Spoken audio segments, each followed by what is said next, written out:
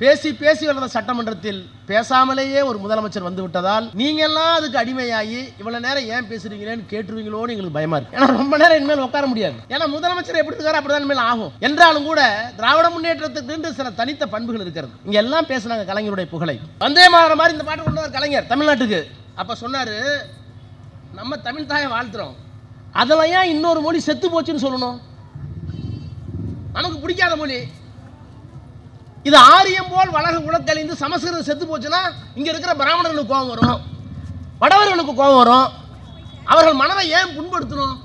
நமக்கு தமிழ் வாழ்ந்தா போதும், இன்னொரு மொழி செத்தா என்ன என்று அந்த 2-3 வரிகளை எடுத்து விட்டுத்தான் நமக்கு தமிழ் வணக்க பாடலை தந்தார் கலைஞர். தமிழ்நாட்டில் இன்றைக்கு தெலுங்கு பேசுவது இருக்கிறார்கள், கன்னடம் பேசுவது இருக்கிறார்கள், இஸ்லாமியர் இருக்கிறார்கள், கிறிஸ்துவர் இருக்கிறார்கள். எல்லோரும் நீராறும் கடலத்த பாடலுக்கு எழுந்து நிற்கிறோமே. ஒரு மாதிரி சட்டமன்றத்தில் பேசிச்சு அந்த அம்மா. தமிழுக்கு என்ன செய்தார்? சங்கத்தமிழ், தொல்காப்பியம் எல்லாம் காப்பி அடித்தார் கலைஞர். தமிழுக்கு இவருக்கு என்ன சம்பந்தம்? நான் அன்னைக்கு சாயங்காலம் பொதுக்கூட்டத்தில் பேசினேன். முதலமைச்சர் அவர்களே, நீராறும் கடலத்தை போடுறாங்களே அரசு நிகழ்ச்சியில், பாடல் போடுகிற போதெல்லாம் உங்களுடைய கனத்த சரீரம் எழுந்து நின்று வணக்கம் வைக்கிறது. அது தமிழுக்கு மட்டுமல்ல, என் தலைவர் கலைஞருக்கு தான் வணக்கம் கேட்கறது. இது கலைஞர் கேட்டு நல்லதாப்பா பேசினேன், அது ஏன் கனத்த சரீரம்னு சொல்கிறது, ஏன் உனக்குன்னாரு. அதை கூட விட மாட்டார் சேகர் பாபு, அதை ஏன்ப்பா சொல்கிறேன்னாரு. அது மாதிரி நாங்கள் நல்லதே பேசிட்டு வந்தாலும் அது ஒரு சின்னூண்டு நாகரிக குறைபாடு இருக்குன்னு ஒரு கருதுனாருன்னா அது எங்களுக்கு குட்டு உண்டு. அப்படி இருந்த சட்டமன்றத்தில் எங்க உங்க அப்பாவை காணும்? காமராஜர் தோற்று விட்டார். பல பிரதமர்களை உருவாக்கியவர். 9 ஆண்டு காலம் சிறையில் இருந்தார் சுதந்திரத்துக்காக. இந்தியாவினுடைய பிரதமர்களை, குடியரசுத் தலைவரை உருவாக்குவதிலே ஒரு தமிழன், வேட்டி கட்டிய தமிழன் நின்றான். அவர் உருவாக்கிய பள்ளிகள் எத்தனை? நானே அவர் கொடுத்த பள்ளி கொடுத்து தான் படிச்சு வந்தேன். என் கிராமத்தில் ஆதி திராவிட நல்ல பள்ளி அவர் தான் கொடுத்தார். திறந்து வச்சது TS அருணாச்சலம், திருச்சி TS அருணாச்சலம். கக்கன் இருக்கார் எங்க ஊருக்கு. ஆதி திராவிட நலப்பள்ளியில் தான் 5ஆவது வரைக்கும் படித்தேன். அந்த பள்ளிக்கூடத்தில் படிச்சுட்டு தான் நாடாளுமன்றத்தில் இந்த வீடு வெளுக்கிறோம் நாங்களும். காரணம் என்ன? யார் காரணம்? பெரியார், அண்ணா, அம்பேத்கர், கலைஞர். நீங்க தானே காரணம். அப்போ நீராறும் கடலெடுத்த பாடலில் இந்த சமூகத்தில் எந்த பிரச்சனையும் வந்துவிடக் கூடாது என்பதற்காக தீர்க்க தரிசனத்தோடு அந்த பாடலை வடிவமைத்த கலைஞர் எங்கே? இஸ்லாமியர்களும் கிறிஸ்தவர்களும் மண்ணில் வாழ்ந்து மதச்சார்பற்ற நாடு வாழ்கின்ற இந்த நேரத்தில் அவர்களை சீரழிக்க வேண்டும் என்பதற்காக ஒரு பாடலை நாடாளுமன்றத்தில் கொண்டு வருகிறே, நீங்கள் யார்? இப்போது சொல்லுங்கள். ஒரு மாநில கட்சி அண்ணா we belong to Dravidian second ராஜ்யசபால சொன்னார். அதுக்கே பெரிய ரகலை. அண்ணா சொன்னது we belong to Dravidian stock, நான் திராவிட மரபினத்தை சார்ந்தவன். இப்படி சொல்லுவதால் நான் வங்காளிக்கோ குஜராத்திக்கோ அல்லது மகாராஷ்டிரருக்கு எதிரானவன் அல்ல. இப்படி சொல்லுவதால் எங்களுக்கு தனித்த திடமான வேறுபட்ட கொள்கைகள் உண்டு, அடையாளம் உண்டு, டிஃபரண்ட் டிஸ்டிங்க்ட் என்று சொன்னார். எங்களுக்கு மொழி, இனம், பண்பாடு எல்லாம் இருக்குன்னார். அவர் சொன்னார். தமிழ்நாடு இந்திய டெல்லியில் தலைநகரில் பதிய வைத்தார். தமிழ்நாட்டுக்கு தமிழ்நாடுன்னு பெயர் வைத்தார். சுயமரியாதை சட்டம் கொண்டு வந்தார். இருமொழியை கொண்டு வந்தார். இருமொழி கொள்கை கொண்டு வந்தார். இறந்து போய்விட்டார். அவர் சொன்னார், தமிழ்நாட்டுக்கு தமிழ்நாடுன்னு பேர் வச்சிருக்கேன், இங்கே இந்தி வரக்கூடாதுன்னு ஆங்கிலம் தமிழ் தான் இருமொழி கொள்கையை கொண்டு வந்திருக்கேன். இந்த கொள்கைகளெல்லாம் இருக்கிற வரை, நான் உயிரோடு இருந்தாலும் இல்லாவிட்டாலும், நான் கொண்டு வந்த இந்த திட்டங்களை எல்லாம், தமிழ்நாடு பெயர் மாற்றத்தை, சுயமரியாதை சட்டத்தை, இருமொழி கொள்கையை கை வைப்பதற்கு எத்தனை ஆண்டு காலம் இந்த மண்ணிலே பயப்படுகிறார்களோ, அஞ்சுகிறார்களோ, அச்சப்படுகிறார்களோ, அந்த அச்சம் இருக்கிற வரை அண்ணாதுரை தான் இந்த நாட்டை ஆளுகிறார். அண்ணா சொன்னார், நீராறும் கடலெடுத்த பாடலை எல்லா அரசு நிகழ்ச்சிகளிலேயும் தவறாமல் எதுவரை பாடப்படுகிறதோ அதுவரை கலைஞர் தான் தமிழ்நாட்டை ஆளுகிறார். எத்தனையோ திட்டங்கள் சொன்னார். தமிழகம் உயர்ந்தது அவர் கையால், மலர்ந்தது அவர் மையாள்னார். பல பேத்துக்கு தெரியாத வரலாறு. தஞ்சாவூர் மாவட்டத்தில், டெல்டா மாவட்டத்தில், திருச்சிக்கு அந்த பக்கம் நாகப்பட்டினம் வரைக்கும் எல்லாத்துக்கும் பெரிய பெரிய விவசாய நிலங்கள். மூப்பனாருக்கு ஒரு 10,000 ஏக்கர், வாண்டையாருக்கு ஒரு 10,000 ஏக்கர், இன்னொரு ஒரு முதலியார், தியாகராய முதலியார்னு ஒருத்தர் இருந்தார், அவருக்கு ஒரு 10,000 ஏக்கர். இப்படி வாண்டையார்களும் முதலியார்களும் மூப்பனார்களும் 10,000-20,000 ஏக்கர் வச்சுக்கிட்டு இருந்த காலத்தில் அங்கே அந்த வயல்களை எல்லாம் வேலை செய்வதற்கு வேலையாள்கள், பண்ணையாள்கள் இருந்தாங்க. குடும்பமாக இருந்தாங்க. ஒரு தட்டு 1000 குடும்பம் 2000 குடும்பம் இருந்தது. அவர்களுக்கெல்லாம் குடிசை போட்டு கொடுத்துருப்பாங்க, 2 சென்ட் 2 சென்ட்ல. பல வருஷமா அங்கே இருக்கிறாங்க, தலைமுறை. எங்கள் தாத்தா அங்கே தான் இருந்தார், எங்கள் அப்பா அங்கே தான் இருந்திருப்பார், என் பிள்ளை அங்கே தான் இருக்க போகுது. அந்த 10,000 ஏக்கரத்தை தாண்டி என்னால் வாழ முடியாது, ஒரு தாழ்த்தப்பட்டவன் வாழ முடியாது, பிற்படுத்தப்பட்டவன் வாழ முடியாது. அவங்க என்ன கேட்டாங்கன்னா, இந்த 1000 ஏக்கர் நிலத்தை தான் நாங்கள் வளர்ந்துக்கிட்டு இருக்கோம் பரம்பரையாக, நாங்கள் குடியிருக்கிற இந்த மனை இருக்குல்ல, அந்த மனையை மட்டும் எங்களுக்கு குடிங்கன்னு கேட்டாங்க. குடியிருக்கிற மனையை கேளுங்க, இங்கே தான் எங்கள் தாத்தா செத்தான், எங்கள் பாட்டை செத்தான், உங்கள் நிலத்தில் தான் நான் பாடுபட்டான், நானும் பாடுபட போகிறேன், என் பிள்ளையும் பாடுபட போகுது, வெறும் 2 சென்ட் ஒரு பட்டா கொடுங்கய்யா, சாகும்போது பணத்தை பட்டாவில் போடுறோம். நாங்கள் பெரிய போராட்டம். மணலி கந்தசாமின்னு ஒரு மிகப்பெரிய காங்கிரஸ் கட்சி கம்யூனிஸ்ட் கட்சி தலைவர், அவருக்கு பெரிய வரலாறு இருக்குது. எவ்வளோ பெரிய தியாகின்னு சொன்னீங்கன்னா நீங்கள்லாம் நேரம் இல்லை, முடி செலுத்து போகும். ஐயாவுக்கு தெரியும் எவ்வளோ பெரிய வரலாறுன்னு. அவர் தலைமறைவாக இருக்கார், அரசாங்கத்துக்கு எதிராக போராடி தலைமறைவாக இருக்கார், ஓராண்டு காலம் தலைமறைவாக இருக்கார். அவருடைய துணைவியார் 6 மாத கர்ப்பிணி. 6 மாத கர்ப்பிணி. போலீஸ் போய் கேட்டாங்க, உங்கள் புருஷன் எவ்வளோ நாளாச்சு வந்துன்னு. அவர் 1 வருஷத்துக்கு மேலே ஆச்சு. வயிற்றில் குழந்தை 6 மாதம். அது யார், எப்படி இல்லாமல் போகணுன்னு யார் சொன்ன உனக்கு? வயிற்றில் குழந்தை வரதுக்கு புருஷன் மட்டும் தான் காரணமாக இருக்குன்னா போட வெளியே இருந்துச்சு போலீஸ்காரன். உத்தமி, நெறி உள்ளவன். அவர் வந்துட்டு போறார் வீட்டுக்கு தலைமறைவாக இருக்கார், கண்டுபிடிக்க முடியல போலீஸால. தான் கணவன் கொண்ட கொள்கை தோற்று போய்விடக் கூடாது, அவனை காட்டி கொடுக்க கூடாது, அதற்காக என்னுடைய வாழ்க்கை பால்பட்டாலும் பரவாயில்லை, என்னுடைய பெயருக்கு களங்கம் வந்தாலும் பரவாயில்லை, என் கொள்கை களங்கப்படக்கூடாது, கணவனுடைய கொள்கை என்பதற்காக நிறைந்த நீதிமன்றத்திலே பொய் சொன்னவன் மணலி கந்தசாமி. அந்த மணலி கந்தசாமி போராடி கிடைக்கல. கலைஞர் முதலமைச்சராக வந்தார். கேட்டார், சட்டமன்றத்தில் கேட்டார், பல தரமையா கேட்குறையா, ஒரு 2 சென்ட் நிலம் கொடுக்குன்னு கேட்டார்.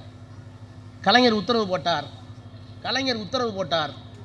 அந்த தேதியில் எத்தனை குடும்பங்கள் எந்தெந்த இடத்தில் இருக்கிறதோ அவர்கள் எல்லோர்களுக்கும் பட்டா வழங்கப்படும். ஒத்துக்கலைன்னா அந்த அரசாங்கத்தை நான் கையப்படுத்துவோம்.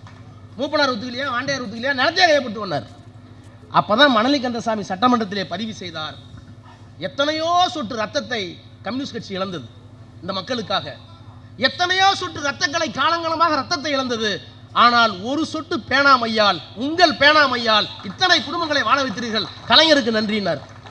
அதை தான் சேகர் பாபு சொல்றார், தமிழ்நாடு உயர்ந்தது அவர் மையால். அப்படியே கோயம்புத்தூருக்கு போங்க, கோயம்புத்தூர்ல எல்லாம் டெக்ஸ்டைல்ஸ் தான், இப்பதான் குறைஞ்சு போச்சாங்க. எல்லாம் பெரிய பெரிய ஜவுளி ஆலைகள், நூற்பு ஆலைகள் தான். அதிலே வேலை செய்திருந்தார்கள். அவர்களுக்கு பணி நிரந்தரம் கிடையாது. தாத்தா வேலை பார்த்துருப்பாரு, சம்பளம் கொடுப்பாங்க, சோறு தின்னு அப்படி செத்துப்போம். பணி நிரந்தரமும் கிடையாது, ஊதிய உயர்வும் கிடையாது. எங்களுக்கு பணி உயர்வு வேண்டும், நிரந்தரம் வேண்டும், ஊதிய உயர்வு வேண்டும், போராடினார். அங்க ரமணின்னு ஒரு கம்யூனிஸ்ட் எம்எல்ஏ இருந்தார், சிபிஎம். போராடி எல்லாம் சோஞ்சிட்டாங்க. பல பேர் சிறைக்கு போனாங்க, பல பேர் செத்து போயிட்டாங்க, கடைசி வரைக்கும் கிடைக்கல. கலைஞர் முதலமைச்சர், ரமணி வந்தார். போராடி பார்த்து விட்டோம். நீங்க சொல்லியிருக்கீங்க பெரியாரை சந்திக்காவிட்டால் நானும் கம்யூனிஸ்ட் தான் சொன்னீங்களே. நான் கம்யூனிஸ்ட்காரன் கேட்கல, எனக்கு வழி எனக்கு தெரியும், வாங்க எங்க ஊருக்கு. கலைஞர் பார்த்தார், எல்லாத்தையும் கூப்பிட்டு பேச்சுவார்த்தை நடத்தினார். முதலாளிங்க படியில ஒரே ஒரு அறிவிப்பு, அடுத்த 48 மணி நேரத்தில் அவர்களுக்கு ஊதிய உயர்வும் பணி நிரந்தரமும் வழங்காவிட்டால் உங்களுடைய அனைத்து நூற்பு ஆலைகளையும் தமிழ்நாடு அரசு ஏற்கும். சாயங்காலம் எல்லாம் கையெழுத்து போட்டாங்க. அப்ப அவர் சொன்னார், போராட்டங்களால் செய்ய முடியாததை, சிறையிறப்பும் போராட்டத்தால் செய்ய முடியாததை உங்கள் ஒரு துளி மையால் எங்களுக்கு வாழ்க்கை கொடுத்தீர்களே, கலைஞர் வாழ்க. அந்த மைதான் பெரியார் இன்னைக்கு குறை சொல்லுகிறார்களே. பெரியார் வேணுமான கேட்கறதுக்கு ஆள் வந்துட்டாங்களே, கொள்கை தலைவர்களே. அந்த பெரியாரை, அண்ணாவை உயிர்ப்பிக்க ஒவ்வொரு முறையும் உயிர்ப்பித்து அவங்க மறந்து போவாங்கன்னு சொல்லலை, நான் மறந்துவிடக் கூடாது என்பதற்காக பல திட்டங்களை கொண்டு வந்தவர் கலைஞர். அண்ணா மறுமலர்ச்சி திட்டம், ஒரு சமத்துவபுரம் திட்டம். இப்போ நான் எங்கள் ஊர்லேருந்து வந்திருக்கேன். நான் ஒன்றிய அமைச்சர் தானே, 6 தடவை எம்பி தானே, என்னட்டு எல்லா காரும் இருக்குல்ல, ஊரில் இருக்க எல்லா பணக்காரனும் பெரிய காரில் தான் போகிறான்ல, அந்த மாதிரி நானும் காரில் போகிறேன்ல. ஆனால் எங்கள் கிராமத்தில் சாதி ஒழிஞ்சு போச்சா? சாப்பிட்டுக்கலாம் தொட்டுக்கலாம் சேகர் பாபு. ஆனால் அங்கே எப்படி இருக்குது? தெருவாக தான் இருக்குது. ஒவ்வொரு கிராமமும், அதான் அம்பேத்கர் சொன்னார், every village is a working unit of Hindu religion. கிராமத்தில் ஒவ்வொரு கிராமமும் இந்து மதத்தை தூக்கி பிடிக்குது. ஏன் காரணம்? இந்து மதங்கிறது என்ன? ஜாதி தொகுப்பு, அசார்ட்மெண்ட் ஆஃப் காஸ்ட். ஜாதி எடுத்துட்டா மதம் இருக்காது. இப்போ நீங்கள் மதம் மாறுறாங்கிறீங்கல்ல, நான் ஒரு முஸ்லீமை கூப்பிட்டு வரேன் உங்கள் மதத்துக்கு, என்னட்டு ரெடியாக இருக்கிறான். ஒரு முஸ்லீமா உங்கள் மதத்துக்கு கூட்டம், என் மதத்துக்கு கூட்டு வரேன், உங்கள் மதம் என்ன கோச்சுக்குவாங்க. ராஜா மத விரோதின்றான். ராஜா எந்த மதத்தில் சொல்லுகிறார்களோ அந்த மதத்திற்கு ஒரு முஸ்லீமை கூட்டிட்டு வரேன், நீ ஏற்றுக்குவீங்களா? என்ன பிரச்சனைனா அவனை எந்த ஜாதியில் வைப்பீங்க? ஒருத்தன் இந்துன்னு உள்ள வந்தானா எந்த ஜாதியில் வைப்பீங்க? ஏனென்றால் சாதி இல்லாமல் ஒரு இந்து இருக்க முடியாது. சாதி இல்லாமல் ஒரு முஸ்லீம் இருக்கலாம், சாதி இல்லாமல் ஒரு கிறிஸ்தவர் இருக்கலாம், ஆனால் சாதி இல்லாமல் இந்து இருக்க முடியாது என்பதால் இன்னொரு மதத்திலிருந்து உள்ள வர முடியாது. ஏன் அப்படி இருக்குன்னா, ஒவ்வொரு கிராமமும் செட்டியார் தெரு, வன்னியர் தெரு, நாயுடு தெரு, பரத்தெரு, பள்ளத்தெரு, சக்கிலி தெரு வந்து கிடக்கு. யார் எந்த உயரத்துக்கும் போகலாம். ஆர்கே நாராயணன், KR நாராயணன் இந்தியாவினுடைய குடியரசுத் தலைவர், அவர் கிராமத்தில் அவர் வீடு தலித் தெருவில் தான் இருக்கு. இது இன்றைக்கு மாற்றல. பெரியார் மாறணும்னு நினைச்சார், மாற்ற முடியல. ஆனால் கலைஞருக்கு அது தோணுச்சு. சாதி எல்லாம் ஒழிஞ்சு, சென்னையில் ஒழிஞ்சிருச்சு. இல்லை, இந்த ஊரில் ஜாதி பார்த்தா வீடு வாங்குறீங்க, பணம் இருந்தால் போதுமில்ல. 10 கோடி பணம் இருந்தால் சென்னையில் அண்ணா சாலையில் வீடு வாங்கலாம். ஆனால் எங்கள் ஊரில் வாங்க முடியாது, கிராமத்தில் வாங்க முடியாது, தெருவு மாதிரி வாங்க முடியாது. நீ எதாக இருந்தாலும் இந்த தெருக்குள்ள வராதம்மா. அப்போ சாதியை எங்கே உடைக்க வேண்டும்? தெருக்களாக பிரிந்திருக்கிற இந்த ஊரை பெரியார் நிலவிய விரும்பியதை சாதி ஒழிய வேண்டும் என்று சொன்னால் ஒரு 100 வீடு கட்டி அதில் எல்லா ஜாதிக்கும் இடம் கொடுத்து சாதி இல்லாத ஒரு சமத்துவபுரத்தை உருவாக்கி அதற்கு பெரியார் நினைவு சமத்துவபுரம் என்று தன் கையால் மையால் கையெழுத்து விட்டவர் கலைஞர். பெரியார் வாழ்ந்து கொண்டிருக்கிறார். திராவிடியன் ஸ்டாக்னு சொன்னார். அங்கே போய் நாங்கள் வேற என்னன்னு சொன்னார். எங்களுக்கு தனித்த பண்பு இருக்குன்னார். அவருக்கு ஆயில் அவள் தான். ஆனால் கலைஞர் தான் எது தமிழ்நாடு, நாங்கள் யார் என்பதற்கு மாநில சுயாட்சி என்கின்ற ஒரு தீர்மானத்தை இந்தியாவிற்கே சட்டசபையில் நிறைவேற்றி, இந்தியா என்பது ஒரு நாடல்ல, இது ஒரு துணை கண்டம், வெவ்வேறு மொழிகள், தமிழ்நாடா இருக்கு, மலையாளமா இருக்கு, ஒவ்வொரு மொழியும் ஒரு தேசமாக இருக்கிறது. இந்தியா ஒரு தேசம் அல்ல, மொழி ஒரு தேசம், மலையாளம் ஒரு தேசம், கன்னடம் ஒரு தேசம், தமிழ் ஒரு தேசம். இந்த தேசங்களின் தொகுப்பு தான் இந்திய துணைக்கண்டம். எனவே எங்களுக்கு மாநில சுயாட்சி வேண்டும் என்று டெல்லியினுடைய கதவை தட்டி அவர்கள் கண்களை திறந்து வைத்தது கலைஞருடைய மை. இப்படி சொல்லிக்கிட்டே போகலாம். என்ன பிரச்சனைனா, இவ்வளவு பெருமை உள்ள சட்டமன்றத்தில், இவ்வளவு பெருமை உள்ள தமிழ்நாட்டில் இப்போ எங்களுக்கு அன்பு மொழி தெரியும், கருணை மொழி தெரியும், அமைதி மொழி தெரியும். இது தமிழ் படித்த சுபைவிக்கு தெரியாது, தமிழ் படித்த ராஜாவுக்கு தெரியாது. எனக்கு கோபம் வருமா வராதா? இரக்கம் இல்லாமல், அன்பு இல்லாமல், கருணை இல்லாமல் இருந்த தமிழ் மொழியை ஒரு மதம் இன்னொரு மதத்தோடு சண்டை போட்டு இந்த மண்ணில் இன்னொரு மதம் வரக்கூடாது என்பதற்காக கொடூரமாக ஆயுதம் ஏந்திய ஒரு காலகட்டத்தில் இருந்த மொழியை மதத்தை சுத்திகரித்து பிரித்து எடுத்து, இல்லை தமிழிலே என்ன இருக்கிறது என்று சொன்னவர் கலைஞர். தமிழுக்கு என்ன அடையாளம்? வெறும் கடவுள் மறுப்பா? கடவுள் கொள்கையா? தேவாரம் இருக்கு, திருவாசகம் இருக்கு. தேவாரம் திருவாசகம் சேகர் பாபுக்கு பிடிக்கும். தேவாசகம் திருவாசகத்தை தாண்டி தமிழில் என்ன இருக்குன்னு எங்களுக்கு பிடிக்கும், எனக்கு சுபைக்கு பிடிக்கும். அவர் தமிழை பார்க்குறாரு, எங்கள் தமிழை நாங்கள் பார்க்குறோம். எத்தனை ஆண்டு காலம் அறிவியல் சொல்லி கொடுத்துருக்கு. இந்த உலகத்தில் எத்தனை பேர் செத்தாங்க, எத்தனை பேர் பிறந்தோம்? எங்கள் தாத்தா பாட்டம் முட்டல மண்ணில் தானே பிறந்தாரு. எனக்கு குழந்தைங்க வந்துருச்சு இல்லை, இந்த ஊரில் இத்தனை கட்டணம் வந்துருச்சு இல்லை. சுபை தான் சொல்லுவார், உடனே சென்னையோட இடம் மாறி போச்சா? உலகத்தில் இத்தனை கட்டடங்கள் வந்து விட்டது, இத்தனை தொழிற்சாலைகள் வந்து விட்டது, எல்லா பிரம்மாண்டமான பௌதிக கட்டுமானங்களும் வந்து விட்டது. உலகத்தினுடைய இடம் கூடி போச்சா? கூடி இருக்கணும்ல. ஏன் கூடல? இது சும்மா ஒரு 300 வருஷத்துக்கு முன்னாடி கண்டுபிடிச்சான் Newton. The weight of the universe is constant. இந்த உலகத்தில் நீ என்ன வேணாலும் பண்றான். 100 மாடி கட்டணம் கட்டுறான், அதுக்காக சிமெண்ட் ஒரு இடத்துல வந்திருக்கும், கல் ஒருத்தர் வந்திருக்கும், மணல் ஒருத்தர் வந்திருக்கும். ஏன் இந்த மைக்குக்காக எங்கேயோ ஒருத்தர் இரும்பு கொண்டு வந்திருப்பான், இந்த கண்ணாடிக்காக எவ்வளோ ஒருத்தர் பண்ணியிருப்பான். இந்த பொருள்கள் இருந்தாலும் அழிந்தாலும் எல்லாம் புதுமையாக வந்து விடுவதில்லை. ஏற்கனவே இருக்கிற இந்த பிரபஞ்சத்தில் இருக்கின்ற பொருள் தான் வருகிறது, அழிகிறது, போகிறது. எனவே பிரபஞ்சத்தின் எடை மாறாது. இதை 300 வருஷத்துக்கு முன்னாடி நியூஸ் ஐசக் நியூட்டன் சொல்லி நோபல் பரிசு வாங்கிட்டு போயிட்டான். ஆனால் ஏன் மாறாது? பஞ்சபூதங்களால் உருவானது இந்த உலகம். இந்த உடம்பு நான் செத்து போயிட்டேன்னா ஒன்று மண்ணா போகும், இல்லைன்னா நெருப்பால் எரிச்சா சாம்பலா போயிடும். ஒரு சொட்டு விந்தால குழந்தை பிறக்கும். அப்ப ஏன் என்ன காரணம்? இந்த பிரபஞ்சம் என்பது நிலம், தீ, நீர், வலி, விசும்பு 5ஓடு கலந்த மயக்கம். பஞ்சபூதங்களால் ஆனது இந்த உலகம். இந்த பஞ்சபூதத்தை தாண்டி இந்த உலகத்தில் எதுவுமே இல்லை. யாராலும் சிருஷ்டிக்க முடியாது, யாராலும் அழிவிக்க முடியாது. சிருஷ்டிப்பாக இருந்தாலும் அழிவாக இருந்தாலும் எல்லாம் இந்த பஞ்சபூதத்திற்கு அடக்கும். இதை தாண்டி பிரபஞ்சம் போகாது. எனவே உலகத்தின் எடை மாறாது. தொல்காப்பியன் 3000 வருஷத்துக்கு முன்னாடி சொல்லியிருக்காங்க. 3000 ஆண்டுகளுக்கு முன்னால் சொன்ன மொழியை, எங்களுடைய அறிவியல் தத்துவத்தை 300 ஆண்டுகளுக்கு முன்னால் ஒரு வெள்ளக்காரன் சொல்லி நோபல் பரிசு வாங்கிட்டு போயிட்டான். இது எங்க மொழியில் இருக்கலாம் என்று தொல்காப்பியத்தை எழுதியது கலைஞர். இப்படி தொல்காப்பியத்தில் இருக்கிற கொண்டு வந்தவர் கலைஞர்.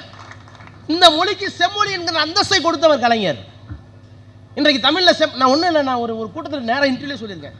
என் பொண்ணை அந்த லண்டன் யூனிவர்சிட்டியில் கியூன் மேரின்னு ஒரு புகழ்பெற்ற யூனிவர்சிட்டியில் சட்டம் ஏற்படுத்தி கூப்பிட்டு போயிருந்தேன். பிரின்சிபால் ரூமுக்கு போயிருந்தோம். பிரின்சிபால் ரூமில் பேசிகிட்டு இருந்தோம். நான் வேற ஒரு கூட்டத்தில் சொல்லியிருக்கேன். அந்த அம்மா இந்தியாவில் வந்து 3 வருஷம் ட்ரைனிங் எடுத்துகிட்டு போயிருக்கு. அந்த காலேஜ் பிரின்சிபால் எந்த party, which party belong to இந்தியான்னு கேட்டுச்சு. எந்த இந்தியாவில் எந்த பகுதியிலிருந்து வரீங்க? என்ன, I belong to Tamil Nadu, we came from தமிழ்நாடுன்னு. Oh, I know, Tamil is a classical language. Your leader one Karunanidhi did it, I know. நான் இந்தியாவில் இருந்திருக்கிறேன். தமிழ் மொழி என்பது ஒரு உயர்ந்த கிளாசிக்கல் லாங்குவேஜ், செம்மொழின்னு கேள்விப்பட்டிருக்கேன். அதை கருணாநிதி என்கிற ஒரு மனிதன் தான் ஆக்கினார். அந்த மாநிலத்திலிருந்து வருகிறீர்களா என்று இங்கிலாந்து இருக்க அந்த பிரின்சிபால் என்ன கேட்டுச்சு. அப்போ இந்த தமிழை, தமிழ்நாட்டை உயர்த்தியது மட்டுமல்ல, தன் மையால் உலக பரப்பிற்கு கொண்டு போய் சேர்த்த அந்த கலைஞர் இருந்த சட்டமன்றத்தில் எங்களுக்கு இந்த மொழி வேணாம், அந்த மொழி வேணாம், உனக்கு மொழியை பற்றி அறிவும் இல்லை, பைபிளை பற்றி அறிவும் கிடையாது. இந்த தமிழ் என்ன, நீ எத்தனை மதம் வரட்டுமே, பௌத்தம் இந்த மண்ணில் வந்தது. பௌத்தம் வந்த போது பாலி வந்துச்சு, ஐயாவுக்கு தெரியும். சமணம் வந்தது, பிராகிருதம்னு ஒரு மொழி வந்துச்சு. இஸ்லாமியர்கள் வந்தார்கள், உருது வந்துச்சு.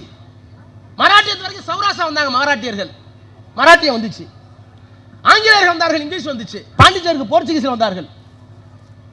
தெலுங்கர்கள் வந்தார், திருமண நாயக்கர் வந்தார், தெலுங்கர்கள் வந்தார்கள். அரசாங்கம் மாறி இருக்கு, மதம் மாறி இருக்கு. என்னென்ன அரசாங்கம் வருகிற போதோ அப்பதெல்லாம் மதம் மாறி இருக்கிறது. ஆனால் இத்தனை மொழிகள் வந்ததற்கு பிறகும் அழியாமல் இருக்கின்ற, எல்லோராலும் போற்றப்படுகிற, எத்தனை அரசாங்கம் மாறினாலும், எத்தனை மொழிகள் உள்ளே வந்தாலும் தன்னை தாழ்த்தி கொள்ளாமல் இருக்கிற ஒரே மொழி தமிழ், தமிழ், தமிழ். எங்கள்கிட்ட வந்து நான் வந்திருக்க மொழி வேற, டேய் இன்னும் நாளைக்கு 1000 மதம் வரட்டும்.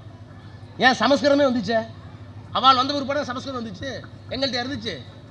இந்த மண்ணில் சமஸ்கிருதம் வந்துச்சு. நான் சொன்ன இத்தனை மொழிகள் வந்தது. இத்தனை மொழிகள் வந்ததற்கு பிறகும் எங்களை தாழ்த்தி கொள்ளாமல் தன்னை இன்னமும் ஜீவிதமாக வைத்துக் கொண்டிருக்கிற எங்கள் தாய்மொழி தமிழ் உனக்கு வந்து அவ்வளோ இலக்காரமாக போச்சு. எந்த மொழியையும் தாண்டி, தமிழ் மொழியை தாண்டி எந்த மதமும் இந்த மண்ணில் அறநெறியை போதித்ததாக வரலாறு இல்லை. தமிழ் மொழியை தாண்டி எந்த மதமும் மனிதனை செம்மைப்படுத்தியதாக வரலாறு இல்லை. இன்னும் சொல்ல போனால் மதம் சண்டை போட வச்சிருக்கு. சிறுவை போர் எங்க வந்துச்சு? ஈரானுக்கு ஈராக் என்ன போர் இன்னைக்கு? ஈரான் ஈராக் அடிக்கிறாங்களே, வளைகுடா நாடுகள் கேட்குதா? என்ன காரணம்? ஆக மதத்தை தாண்டி, சாதியை தாண்டி, இங்கே இருக்கிற எல்லா கூறுகளையும் தாண்டி மொழிதான் எங்களை இணைத்தது. அதை வாழ வைத்த பெருமை கலைஞருக்கு உண்டு. வாழ்வித்துக் கொண்டிருக்கிற பெருமை இந்த உண்டு. என்ன பிரச்சனை? நீங்களா நீங்கள் உறுதி எடுத்துக்கணும். ஒரு அளவும் தெரிய மாட்டேங்குது. எது யாருக்கு? ஏங்க இன்னைக்கு ஒரு கொலை நடந்திருக்கேன்னு கேட்குறாங்க. அட்மினிஸ்ட்ரேட்டிவாக கேள்வி கேளுங்க, பொலிட்டிக்கலாக என்கிட்ட கேட்காதீங்க. ஒரு அமைச்சர், எங்க கொலை நடந்திருக்கு, அது அட்மினிஸ்ட்ரேட்டிவ் எனக்கு புதுசாக இருக்குது. ஏன்னா ஒரு கொலை நடந்திருக்கு, ஒரு அமைச்சரை கேட்டால் அந்த பொண்ணு சொல்லுது அட்மினிஸ்ட்ரேட்டிவாக கேளுங்க, பொலிட்டிக்கலாக கேட்டவனே ஆள்தான். ஏன்னா செத்து போனதில் அட்மினிஸ்ட்ரேட்டிவ் வேறு, பொலிட்டிக்கல் வேறையா? இப்படி லூசுங்களா இருப்பீங்களா? ஏன்னா ஒட்டுமொத்த லூசுங்களா சேர்ந்தா சண்டை மட்டத்துக்கு போனீங்க, கேட்க மாட்டானா? எனவே தான் சொல்லுகிறேன், அறிவார்ந்த ஒரு இயக்கத்தை கட்டமைத்த பெருமை அண்ணாவுக்கும் பெரியாருக்கும் கலைஞருக்கும் உண்டு. அதை காப்பாற்றிக் கொண்டிருக்கிற பெருமை இந்த முத்துவேல் கருணாநிதி ஸ்டாலின் மகத்தாருக்கு உண்டு. ஒன்று சொல்லட்டுமா, எங்க கலைஞர் பிள்ளைங்கிற நிரூபிச்சார் சொல்லட்டுமா? இப்போ கேட்குறானே, டீலிமிட்டேஷனில் திமுக நிலைப்பாடு என்ன எங்களை கேட்குறான். எங்கள் ஊரில் ஒரு பழமொழி இருக்கு, 8 புள்ள பெற்றவளுக்கு தலைச்சம்புள்ள பெற்றவன் மருத்துவம் பார்த்தாலும். 8 புள்ள பெற்றவளுக்கு தலைச்சம்புள்ள பெற்ற வந்து மருத்துவம் பார்த்தாலாமா? டேய், எங்கள் டீலிமிட்டேஷன் யாருன்னு தெரியுமா? டீலிமிட்டேஷன்னா தொகுதி மறுவரைவுக்காக தமிழ்நாட்டில் இருக்கிற 40 தொகுதிகள், பாண்டிச்சேரி சேர்த்த தொகுதிகளை மறுசீரமைப்பு பண்ணும்போது மக்கள் தொகை அடிப்படையில் நீங்கள் செய்தால் உத்தரப்பிரதேசத்துக்கு எண்ணிக்கை நிறைய போகும். நாங்கள் குடும்ப கட்டுப்பாடு பண்ணிக்கிட்டோம், ஒரு புள்ள ஒரு பொண்ணு வச்சுக்கிட்டோம். ஆனால் அவன் 7 புள்ள வரவதன்னு பெற்றுக்கிட்டு இருக்கான். அவனுக்கு நாடாளுமன்ற உறுப்பினர்களுடைய எண்ணிக்கை கூட எங்களுக்கு குறையும். இதை தெளிவுபடுத்த வேண்டும். மக்கள் தொகை அடிப்படையில் தான் நீ எம்பின்னு சொன்னா தமிழ்நாடு பாதிக்கும், எங்களுக்கு நம்பர் குறைஞ்சிடும், எங்களுக்கு நம்பர் குறைஞ்சிட்டா நீ எதுவும் தரமாட்ட பார்லிமெண்ட்ல, எங்களுக்கு சக்தி எல்லாம் போயிடும். இதற்காக 5 மாநிலத்தினுடைய முதலமைச்சர்களை கூட்டிட்டு வந்து அதுக்கு ஒரு எதிர்ப்பு மாநாடு போட்டு இந்த தொகுதி மறுவரை தவறு என்று தீர்மானம் போட்ட ஒரே மாநில கட்சி, அரசியல் கட்சி முத்துவேல் கருணாநிதி ஸ்டாலின் தலைவர் கட்சி தான். இன்னும் ஒன்று சொல்லட்டுமா, தேஜஸ்வி யாதவ் பீகார் மாநிலத்துடைய எதிர்க்கட்சி தலைவர், அவர் மேட்டுப்பாளையத்துக்கு வந்தார் பிரச்சாரத்துக்கு, நம்ம தலைவரும் கலந்துக்கிட்டார். அப்போ அவர் முதலமைச்சர். அவர் பிரச்சாரம் பண்ணிட்டு என் தொகுதியில் நேர்களில் பேசிட்டு கடைசியாக சொன்னார், ஸ்டாலின் எல்லாம் செய்கிறாரு, ஹி இஸ் மை பிரதர், அவர் தான் திரும்ப முதலமைச்சராக வருவார்னு நம்புகிறேன், நீங்கள் பார்த்துங்கன்னு சொல்லிட்டு ஒன்று சொல்கிறேன், இந்த மனிதரை தமிழ்நாட்டு தலைவராக மட்டும் எண்ணாதீர்கள். எங்களுக்கெல்லாம் தொகுதி மறுவரை பற்றி ஒன்றுமே தெரியல. நாங்கெல்லாம் மக்கள் தொகை அடிப்படையில் பீகாருக்கும் கூட வரும், உத்தரப்பிரதேசம் கூட வரும், எல்லாத்துக்கும் கூட வரும். ஆனால் அப்படி கூட வந்தால் அதனுடைய பாதிப்பு பின்னாளில் என்னவாக இருக்கும், எப்படி அதை பிஜேபி பயன்படுத்தி கொள்ளும். ஒரு 4-5-10 இடையில ஒரு 4-5 மாநிலத்தில் மட்டுமே பிஜேபி வெற்றி பெற்றால் ஒட்டுமொத்த இந்தியாவையும் தன்னுடைய காலையிலே போட்டு மொழியை, பண்பாட்டை, மாநில உரிமைகளை எப்படியெல்லாம் சிதைப்பார்கள் என்பதை எங்களுக்கு கற்றுக் கொடுத்து கண் திறந்த பெருமை இந்த தலைவருக்கு தான் உண்டு. எனவே அந்த பில்லை தோக்கடின்னு முடிவு பண்ணோம். இந்த ஆட்சி வந்ததிலிருந்து அமித்ஷாவுக்கோ மோடிக்கோ நாடாளுமன்றத்தில் தோல்வி என்பதே கிடையாது. எல்லா பில்லையும் பாஸ் பண்ணிட்டே போவாங்க.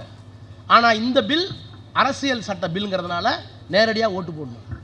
அப்படி ஓட்டு போடுகிற போது இந்த டீலிமிட்டேஷன் தொகுதி மறுவரை சட்டத்தை தோற்கடிக்க வேண்டும் என்று எங்களுக்கு தெரியாது, எங்களுக்கு புரியல, எங்களுக்கு விளங்க வைத்து இந்த தலைவன் சொல்லிதான் அந்த சட்டத்தை அமித்ஷா உட்காந்துருக்காரு, பிரதமர் மோடி உட்காந்துருக்காரு, உள்ளே வரும்போது திமிரா வந்தாங்க, அந்த சட்டத்தை கொண்டு வந்தாங்க. நாங்கள்லாம் எதிர்த்து ஓட்டு போடணும்னு நினைக்கல, கதறினாங்க. நீங்களுமா ஸ்டாலின் பேச்சை கேட்குறீங்க, அகிலேஷ் யாதவ் ஸ்டாலின் பேச்சை கேட்குறீங்க, தேஜவி நீங்களா ஸ்டாலின் பேச்சை கேட்குறீங்க, ஏன் அப்படி கெட்டு போறீங்க, இதெல்லாம் பேசுகிறார் அமித்ஷா.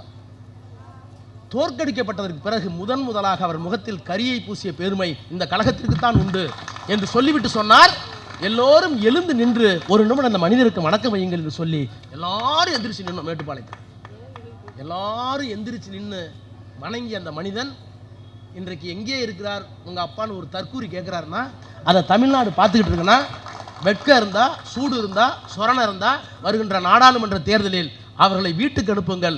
நாடாளுமன்றத்தை கைப்பற்றி அதற்கு பிறகு இவர்கள் யார் என்பதை நாம் நிரூபிப்போம்.